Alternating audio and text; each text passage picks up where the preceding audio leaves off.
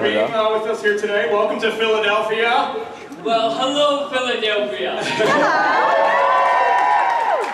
I like Philadelphia. I accidentally saw a documentary last night. You just entered in on it, and it was just going on. My band, who's called B-Cake, played here about 5 years ago, and I tried to remember where it was, and it was a place called the Tin Angel. Oh. Yeah, Tin Angel. That's the owner of the Tin Angel. And I went there last night, and they were showing a documentary on a musician from Philly, so I just watched it. That's sometimes what happens. There's just Philly's pretty random. You know what I mean? I think it's got a great vibe. It's got a total great vibe, especially in this area. You know what I mean? There's just so much going on. There's all the people here at Comic-Con, but then there's a lot of just tourists and fans and the history and everything. It's great. I love it. It's a cool city. Well, welcome. How's this? Yeah. That's a good. Do it again. That was a good photo. That's gonna go on the webpage, right on the splash, right there. Not unless you pay me one. Oh. $25. Get to your seat. Get to your seat. Just the sign language interpreter. Well, could you sign that, please? I was saying, get to your seat. Do you know the funny thing about sign language? And I think they'll tell me that this is true. That it's different around the world. Yeah. Is that correct? Yeah. It's not exactly the same everywhere in the world. It's different. But it's and when we were in New Zealand, I was getting someone to teach me some of it. And there's two main cities in New Zealand. There's Auckland and Wellington. And they sort of have this friendly sort of fight with each other when they say which one's the best city. And the sign language in Wellington, if you're talking about Auckland, and Auckland has a huge tower in it, Auckland Tower, and if you're talking about Auckland and you're from Wellington, this is the sign for it. I think New York and Philadelphia have a similar sort of same sort of thing. I thought that was really funny. Billy, I'd like to start off. I'm sure we have some nice, very polite people sitting on the floor there, ready to ask you some questions. Spider-Man's there, and some others. We're going to get to them in a second.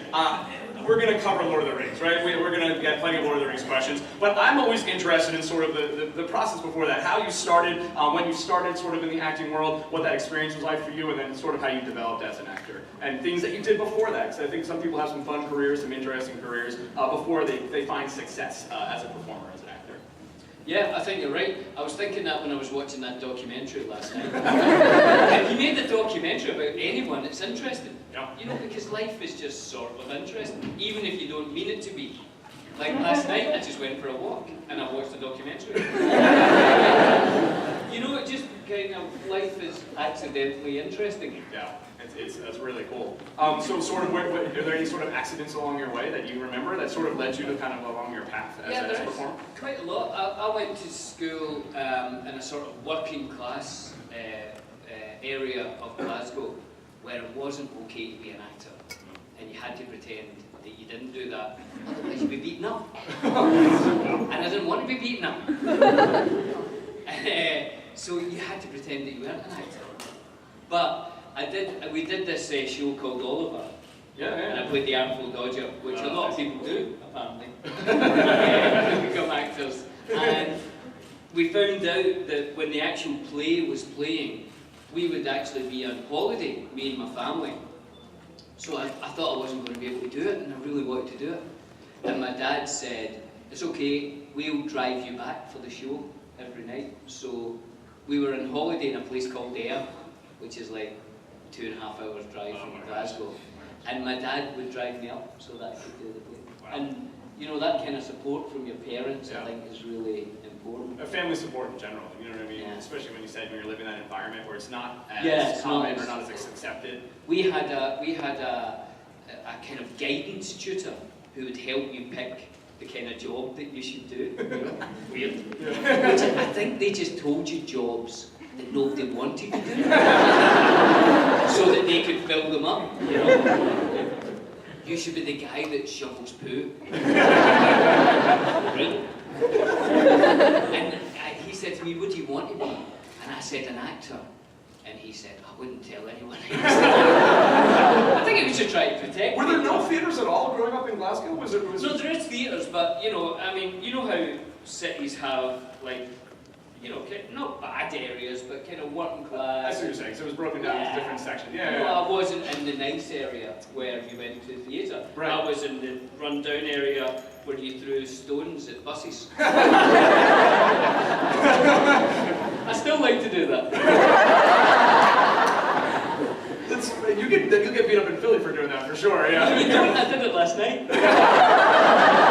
Wait, after or before or after the documentary? After the documentary. Yeah. Oh man. What did you have any experience? I mean, Edinburgh is obviously a big city for performance. Have you done anything there? Was there anything sort of, or you know, with your Scottish roots, was there something in Scotland that sort of led you sort of along the way, or was it more reaching out to other sort of countries and other type things that sort of got you? Edinburgh festivals are like the best in the world. Yeah. If you ever have the chance to go to the Edinburgh Festival, go. I'm going. Yeah. Woo! That's the person that runs Edinburgh Festival. I'm going in 3 weeks. I did a movie called The White Island. There you go, that's the director. And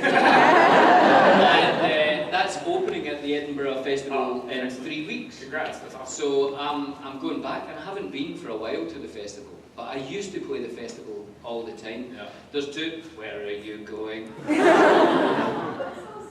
Right, okay, well enjoy the photo walk, but come back. I won't say anything interesting until you come back. And don't sit in the front row anymore. What do you know? Okay. I'll come to your booth. Okay, I'm going to come to the booth.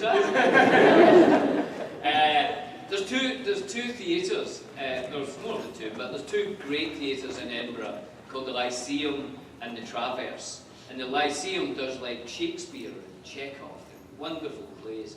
And then the Traverse does new plays. Like that was the first place that they did Train Spotting. Plays like that. Yeah. Director of Trainspotting. And I actually did Train Spotting on stage before the movies. I played sick boy and had to be naked on stage. First time? No. I used to be naked on stage a lot. I did another play called The Speculator. I was naked in that as well. It was a big thing. I was always getting my clothes off, I think. I remember though, there's a thing called the technical rehearsal where they get the lights and all that correct. And I remember we did that scene and it was beautiful. It was lit just by a candle and it was a lovely, sad scene of this guy, you know, who's lost in this drug dependency. It was a lovely scene, and I remember it was the technical rehearsal, and it came to the point where the techies, the guys who do the lights and all that, it was time for their lunch break, and they just said lunch break, and they turned all the lights on. And it was just that. You know, all I could see was this candle light, and then it just went like this. And it was like cleaners and ushers and all that. And I'm like, whoa! I am really naked. Really naked. Yeah. Candlelight naked, much different than fluorescent naked. Yeah. Totally different. And then that long walk of just the steps. You can hear the steps. Just going. No one rushing off the road. Yeah, no one even caring that you're naked, you know. Oh man, I mean, so you started. I mean, you had a lot of success, or you know, you had a lot of work in the theater industry to start. So that's where you started, right? Yeah. And then, what was sort of the transition to film? When did that kind of come about, or how did that sort of happen, or? I suppose just kind of slowly doing, you know, bits of TV, Taggart, which was a sort of cop show on UK TV that every Scottish actor was in. Did that take place in Scotland? Like that was the setting Scotland, or was it more in England? No, it's pretty much all Scottish. Yeah. But I was lucky enough that I got to play this really interesting character who had Asperger's. And at that time I hadn't seen that in TV. So I very seriously went to the Autistic Society and learned a lot about Asperger's and tried to portray it as real as I could with the script that was given, you know. So, you know, I suppose I took the seriousness of what I was doing in theatre and tried to put that into whatever else I was doing. Yeah, it's amazing. I mean, when you start in that kind of place, it's a different type of transition, you know what I mean, actor-wise, but it's, you know, it's still all rooted in the same, you know, sort of, you know, in style, if you will. Yeah, but, you know, in theatre you maybe have 5 weeks to rehearse something and you sit around a table and you discuss it. Yeah. And then sometimes in TV you just arrive and they say, do you know the words? Well, stand there and say them. Yeah. And you know, It's intense. it can be really fast. Yeah, theater, you got all these warm-ups and you know, exercises and things like that to get you to kind of film and TV. It's like, go for it, right? Just do it. Just don't fall over. Don't bump into furniture. So obviously we move on to Lord of the Rings. Was that casting that happened in Scotland, or I mean, it's filmed primarily in New Zealand, but was that a call that you got in Scotland? No, it was it was auditioning in London. There was quite a famous casting director who was casting it, and everyone I knew was going up for it. Everyone, you know, said, you know, they're making Lord of the Rings into a film, or 3 films, and you know, so everybody was going down and auditioning. But we just went on tape, and straight away I went on tape for Pippin, and that tape was sent off to New Zealand. And I suppose Pete and his partner Fran and Philippa, they watched all the tapes from all over the world. It had to be like thousands. I mean, Yeah, and they narrowed it down to sort of 4 people in each city for each part. Wow. So then they went to New York, Los Angeles, Sydney, London, you know, to meet these actors. And I met Pete and Fran, and we rehearsed a few scenes. And yeah, a couple of weeks later, I got the part. They just called up. Amazing. I mean, yeah, like you said, there was, I mean, when you think about the cast, right, it's made up of actors with all different types of accents from all, you know, you've got Elijah Wood as American, and then a couple, you know. Was that something that came into play, sort of the accent? Do you think they were looking for like a wide variety of accents? It's a fantasy world, right? So everybody can have their own sort of voice. Was there things around that, or? Yeah, the only thing that they didn't want was American, actually, because because America's a sort of new country. By putting an American accent in it, it sort of made it contemporary. Right. And Pete's big thing was it should have been a prehistory. It sounds like, it should feel like it actually happened before our history books. Well, and I think that's sort of what JR was kind of intending too, that it was this world of magic before it just transitioned into our world. And then it became our world, so basically, a long, long time ago, in the galaxy, there's this one. If it had a scrolling thing at the start, that's what I would have said. You're a pretty big Star Wars fan, right? Was that one of sort of your early on inspirations, or? Yeah, that was Ayr as well. This place, Ayr, keeps popping up today, which is where my parents went on holiday and drove me back for the thing. And the place that we went on holiday there was called Butlins. And it was like, I think you paid one thing and then everything in it was free. So it was great for kids because you could go on the rides for free, you could go to the cinema for free, and The Empire Strikes Back was on at the cinema. So I used to go and watch it every day. And I thought, I would love to be a Jedi. And then I realised you couldn't, and I thought, well, I'll be an actor and I'll pretend to be a Jedi. It was that, and this 7 Voyages of Sinbad was the other. I watched that every day as well. And then Back to the Future had hoverboards. Back to the Future guy just left. Weird. I just said it and he left. I said Jurassic Park, like the dinosaurs. Watch what you think about because you can draw things to you. Well, we've got a bunch of people in line. Let's get to them so we don't miss anyone. Spider-Man, stand on up there. You're going to have to tilt the mic down a little bit. Or you can get your web thing. I love baby Spidey. Spider-Man's my favourite superhero. Oh, look at that. Me too. Cool, right? Yeah, awesome. I've got a question for you then. Oh, there we go. Spider-Man Does the webs come from his body, or does he build a web-slinging thing? This is a big item of contention within, yeah. What do you think? Because whatever you say is the truth. So whatever you say now, that's how Spider-Man makes his webs. Does it come from a hole in his body, like a spider, or does he make a thing because he's a scientist? I'm not a scientist. You're not a scientist. There's a spider in my wrist and he spits out webs. Oh, yes!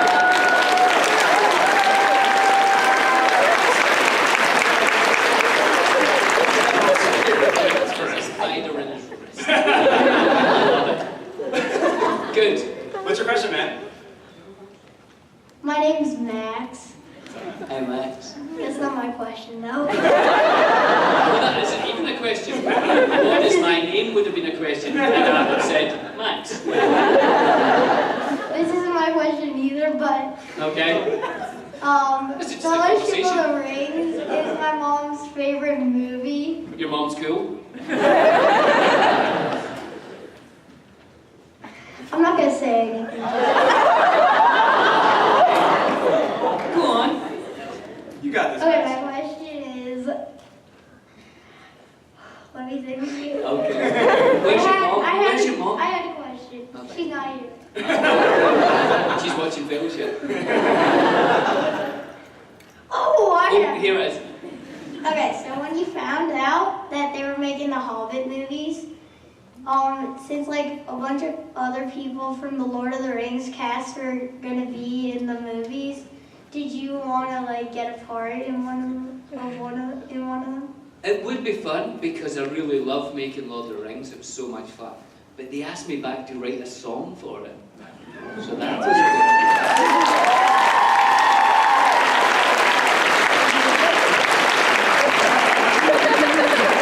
Thanks, Max. You're welcome, sir.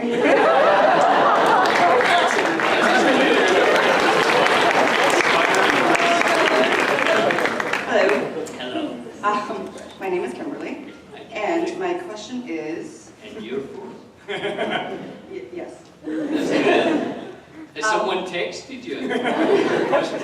No, I have to think about it. 10 best questions to ask.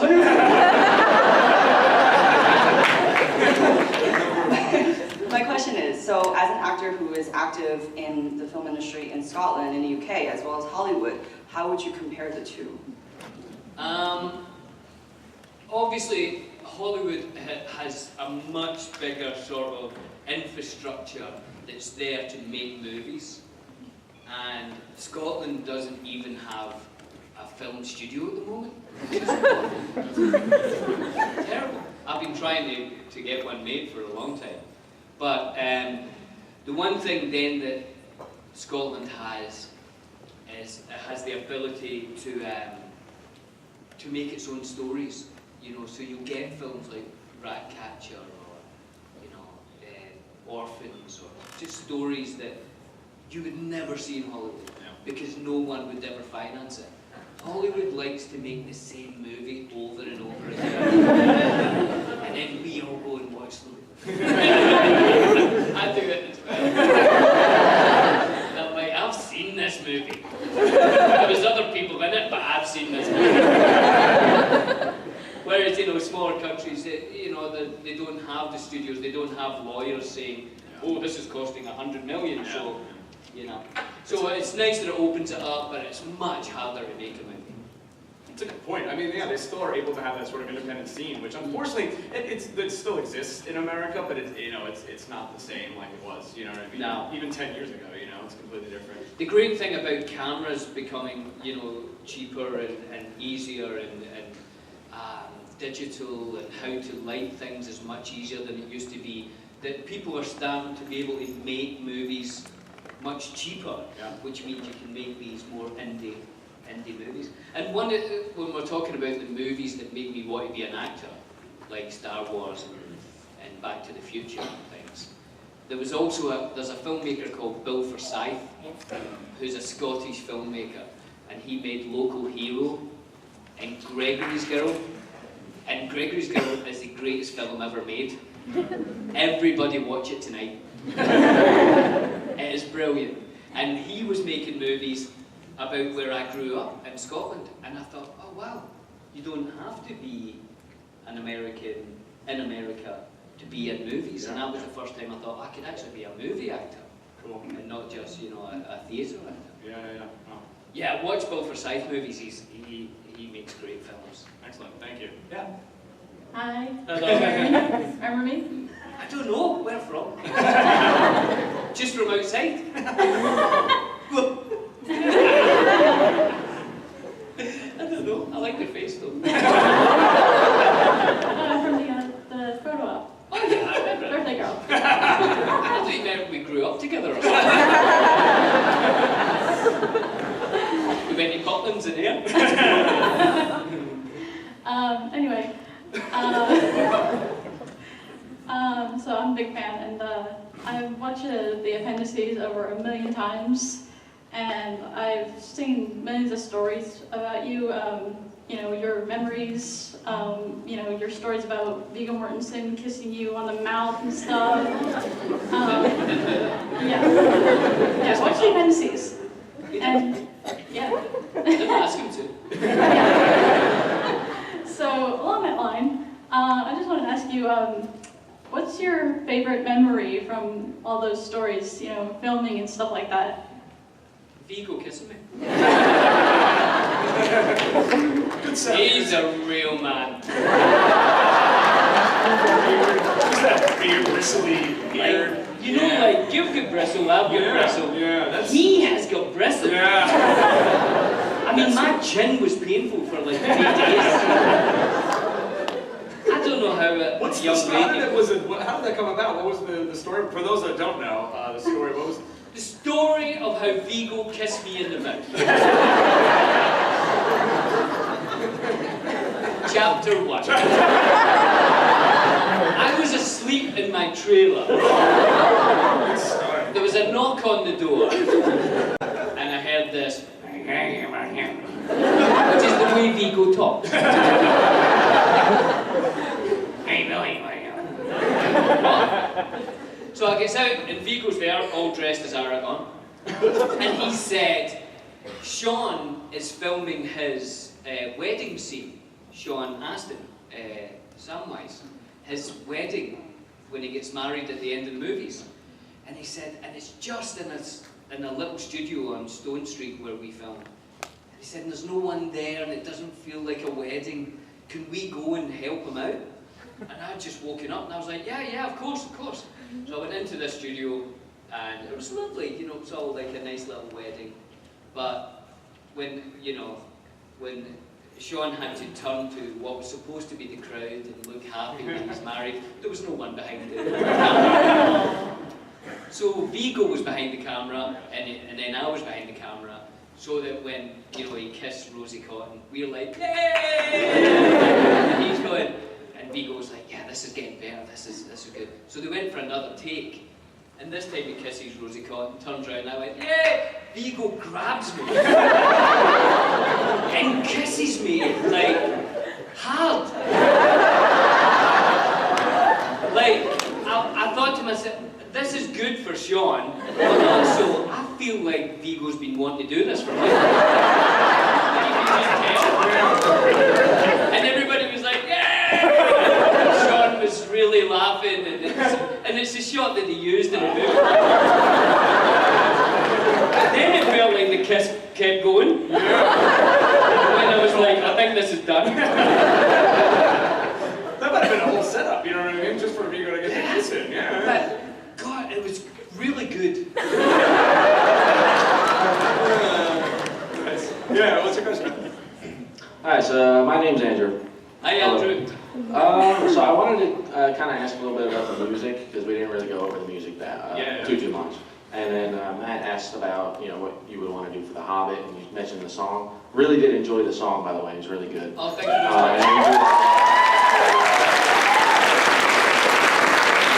So my question is, do you have any other projects lined up for like soundtracks? Anybody like ask you to do anything else? No, like, not from like other movies, but there is a few things like I'm writing this musical at the moment. When I was flying over here from LA, just to let you know, I'm a very, very lazy person. And if I get the choice to do nothing, I will do that. But when I was flying over, there was no TV, there was no movies or anything to watch. So I did a lot of work on this musical, which was good. And then I'm going back to the UK for this film, and I'm going to stay for about a month because I'm going to be working on that as well. So there's a lot of music always going on, and I'm still working with Bee Cake, my band. And, so there's a lot of stuff going on.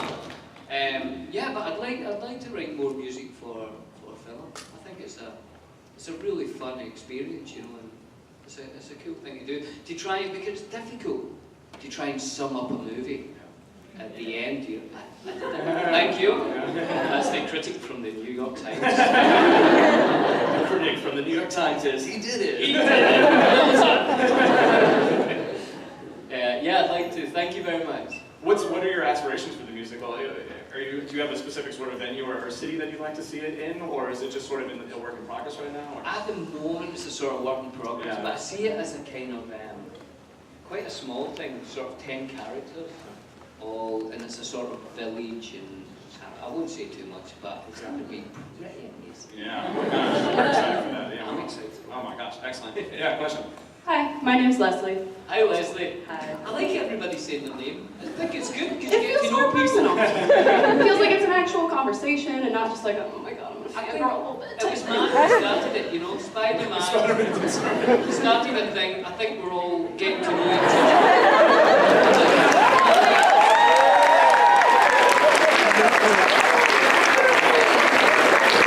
Spiders in his wrist.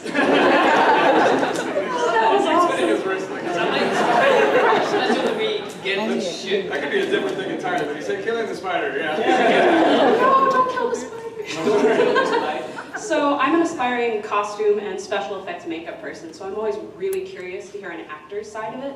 What was your experience like with the wardrobe and the makeup department in the trilogy, and how did that change during the process? Or Yeah, I love wardrobe. I always feel that, you know, I feel like everybody is part of making the character, not just the actor. yeah. Thank you very much. Yeah. I saw you're getting low. You're making sure I'm hydrated. Yeah. I like to always feel very hydrated and lubricated.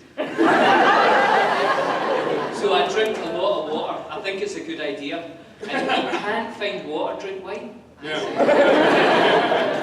So, and it was there, thank you very much. What was I saying? Oh yeah! So, I love it when the wardrobe helps you find the character, like it did in Lord of the Rings. Yeah. Great, great wardrobe people.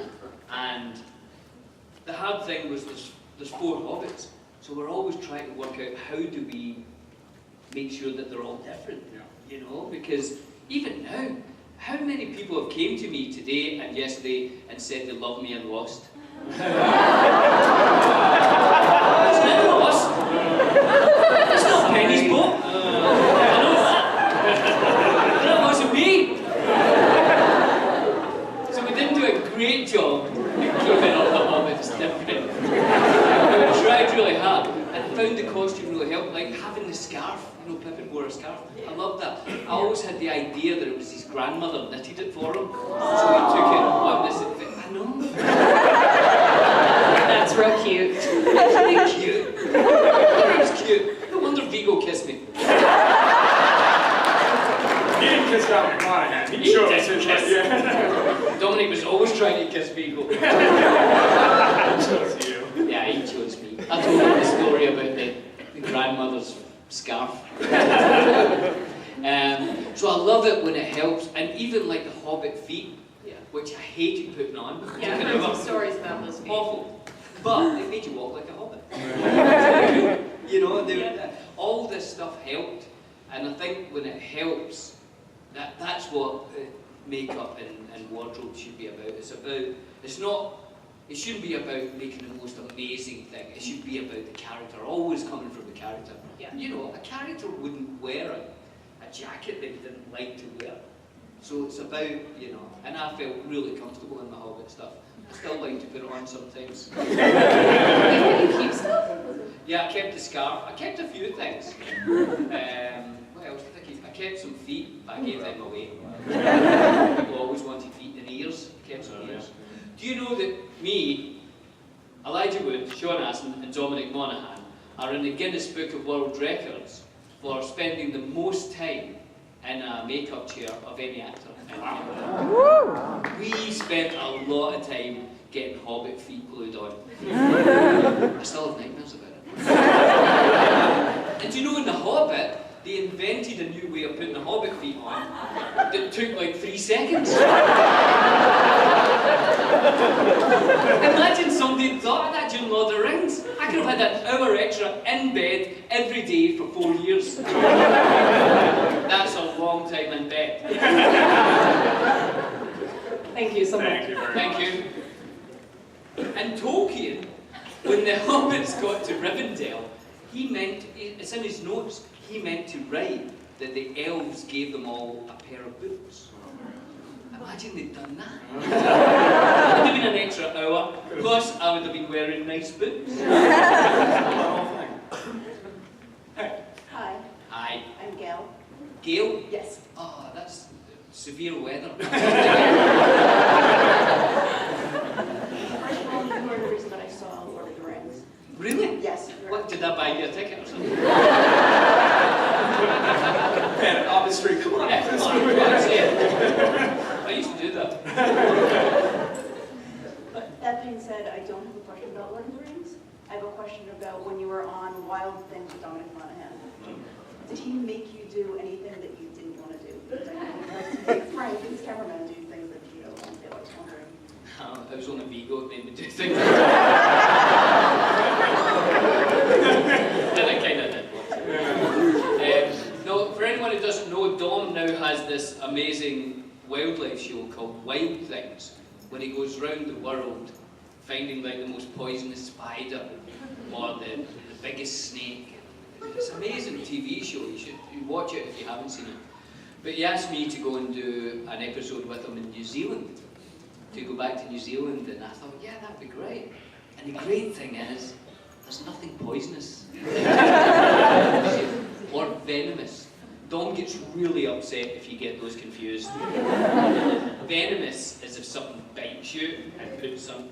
Poisonous is if you eat something and it makes you feel sick. So get that wrong if you ever meet Dom. Really annoys him. That and getting bees and wasps mixed up. He hates that as well. And also, I like to say things like, a bee bit me. He hates that. And he doesn't know yet that I'm just winding him up. He obviously thinks I think bees bite you. He hates all that stuff. He loves animals. He's got like snakes in his house and spiders and cave beetles and yeah, he's crazy. He's like yeah, but he didn't. We just had a great time in New Zealand. We went back to Hobbiton. Oh, it was great. It's still set up. They've kept it, right? They've kept it this time. Yeah. Very quickly, the story of that is they found the perfect place for Hobbiton back before Lord of the Rings, 2 years before. And Pete Jackson said to the farmer, "Can I use this for Hobbiton?" And they made a deal, and he said, "Okay, as long as you put it back to my farmland at the end." And Pete said, "Yeah, that's fine." So then he planted all the plants and made the hobbit holes 2 years before we started filming. So that when we filmed there, it looked like hobbits had lived there forever. It was a beautiful, beautiful place. Absolutely stunning. And then at the end of the movie, as agreed, Pete pulled it all down, took out the hobbit holes and put it back to farmland. And then this farmer had people coming to his door every day, like hundreds of people. I heard this is where Hobbiton is. That's just a field, you know. So then when they went back to make the Hobbit, the farmer said, "Don't put it back to farmland." Yeah, we're making it into a theme park. Yeah. So I went went back and it's amazing, it's so beautiful. And they have the green dragon, and you can go in and you can get a beer. They make their own beer. It's amazing. So me and Dom went, and they do it in a really beautiful way as well, but they don't have thousands of people coming in. They have so many people an hour. You have time to look around, go in all the houses, everything. And then you finish off in the green dragon, and you know, that's it done. So me and Dom said, don't tell people when they come in that we're visiting. And then we went behind the bar in the Green Dragon. So when everyone's had their hour, they come in and we're like, yes, would you like a beer?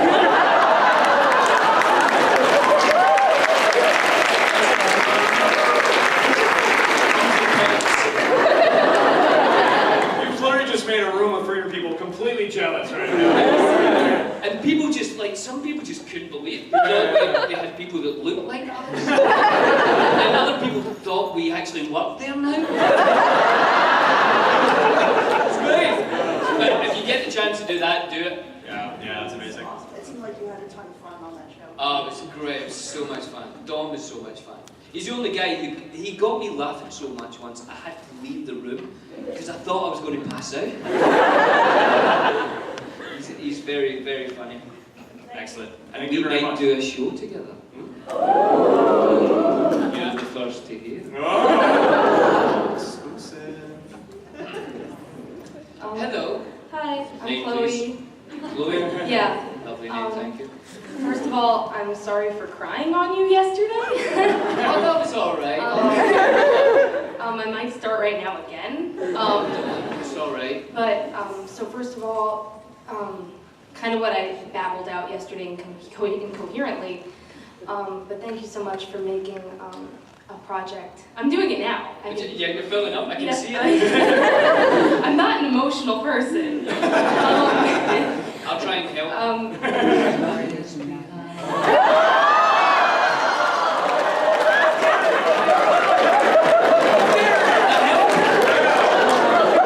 so much worse. Zen. Thank you so much for making a project that just reaches out to so many people.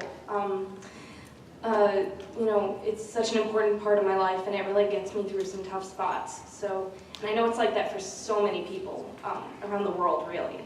So thank you for that. And along that vein, my question's pretty sappy. Like, what do you think was the most rewarding part of working on a project like Lord of the Rings for so long and working with these people for so long? Like, what was the part that you were just like, man, this is so great, like this is so worth it? I mean, there's so much, you know, the things that you're talking about it was a big thing, you know. I remember back when it first came out and, you know, people were sending letters saying, you know, and people who have met friends because of it and because of the fandom kind of thing is, and I remember once getting a letter from a girl who basically hadn't left her house in about 2 or 3 years, and because of the films and because of the kind of bravery of these hobbits, and she managed to go out and she got a job in a, it shows you how long ago was it, in a video store. There's not many of those left. No. But so she ended up working in this video store, and I thought, God, that's amazing that a film has that power. And you forget actually the power of film. You know, it's a beautiful art form, and really powerful art form. And sometimes we forget, you know, how kind of amazing film is. Thank you so much. Thank you. Thank you. Unfortunately, I'm telling you about like this, all these guys. You want to do like a fun little rapid fire question? Yeah, like quick answers for everybody. 3, 4, 5, Yeah, 6. everybody stand up. You're gonna say your name really quick and ask your question, and then you're gonna do like a one phrase answer. Here we go. We're gonna get this out. Go. Hi, my name is Reba. I was wondering if you could play any superhero, what superhero would you play? Oh, Thank you, Reba. I'd like to be Spider-Man.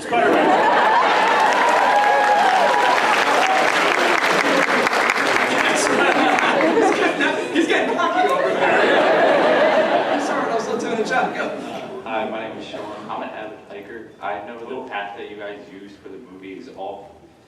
You can't use it, but are you one of the people that are allowed to hike it anytime?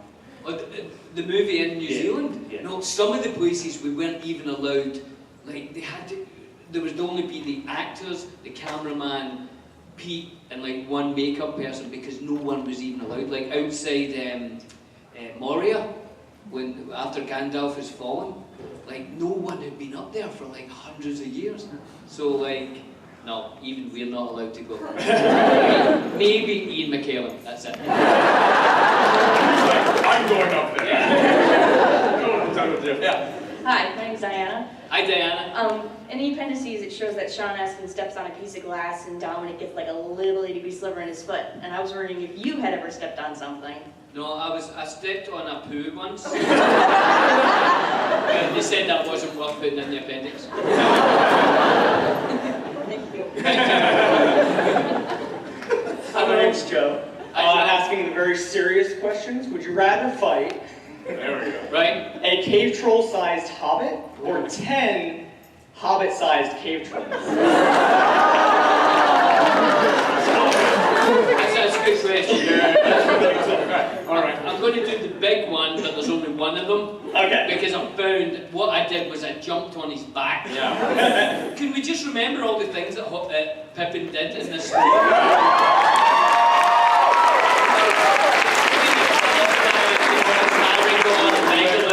Nicholas takes down like one, elephant, and he takes his time about it. I'm off getting the trees and all that. I take over Isengard basically single-handed. I light the beacon so that Gondor comes.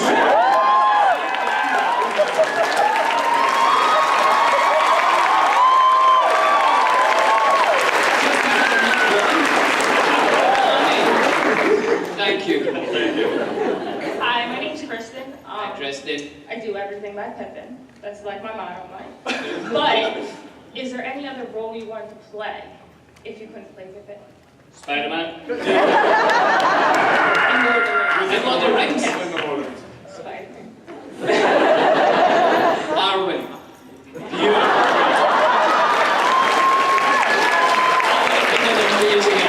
And you would have got to kiss Viggo Mortensen. Viggo would have loved it. Superman. Hi. Hi. Hi, my name is Ray. I'm a big. Superman's good breeze. Amazing. I'm a big fan of your home, Scotland. I even did a project on it. Cool. What's the most beautiful thing you've ever seen in Scotland? Probably my wife.